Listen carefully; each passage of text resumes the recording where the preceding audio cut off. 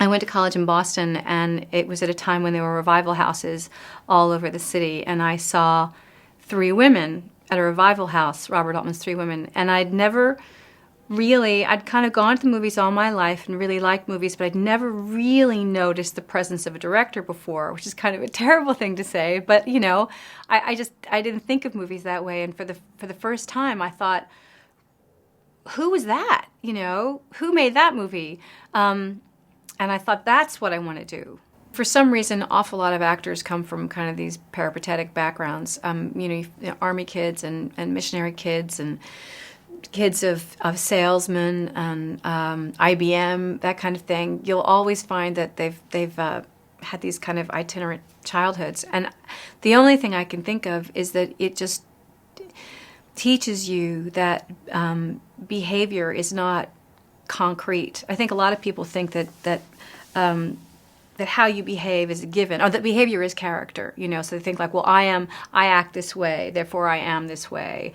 And one of the things that you learn moving around a lot is that behavior is mutable, and that's something that actors know. Obviously, we know inherently is that that behavior means different things, but you change it depending on where you are, who you are, what you want to accomplish. That's what you learn very quickly, is that I would go to one school and everybody would dance one way. So you'd go to the new school and you'd go to the school dance and you'd look at the gym and you'd notice that no one picked up their feet at that school, that they just shuffled their feet when they danced. So you're like, okay, so that's the way you dance here. So once again, you learn there's no one way to do anything. It just depends on where you are. It depends on what the rules of that community are.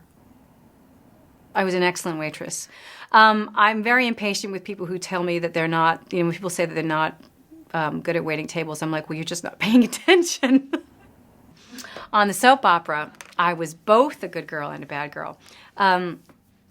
Now, it's actually sort of a tragic day because As the World Turns was canceled yesterday. But that was a show that I was on, and I played Franny, who was the chief of staff of the hospital's daughter. So she had been born on the show, and she was the quintessential good girl. So I did that for a while, and then they created the role of my evil, kind of selfish, really, half-sister / cousin. We had the same father, but our mothers were sisters, so it was a kind of a convoluted relationship. The person who cast me in The Dresser, my very first director, said, you should be aware that because you have red hair, if somebody casts you, they'll be casting you for a reason, and there'll be things that you won't get because, visually, especially on stage, people can see you. But people have rarely suggested that I dye it. I've been wigged and things plenty of times. But the funny thing about it is that even when I have a different hair color, when I have dyed it upon occasion or I've worn wigs, people tend to still remember me as having red hair, even when I didn't in the film.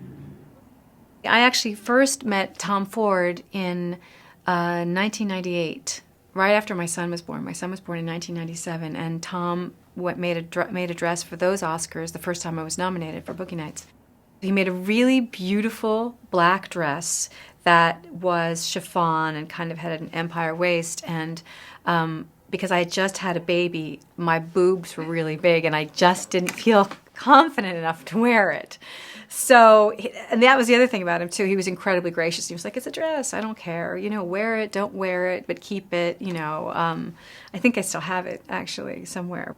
For a single man, I wasn't thinking about anybody in particular. I wasn't thinking about Anne Margaret, even though people have mentioned her to me. I was thinking about a particular kind of woman. She's someone who is very wealthy and very educated, and kind of a party girl. I had an English woman say to me the other day, you don't know whether they're posh or hammered all the time. So that should be, that's kind of where I started.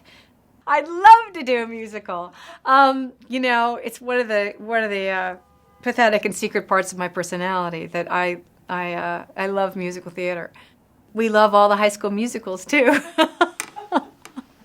Hairspray, I have to say, Hairspray is genius. What you're trying to do as an actor is portray the human condition, and sometimes we don't wear clothes.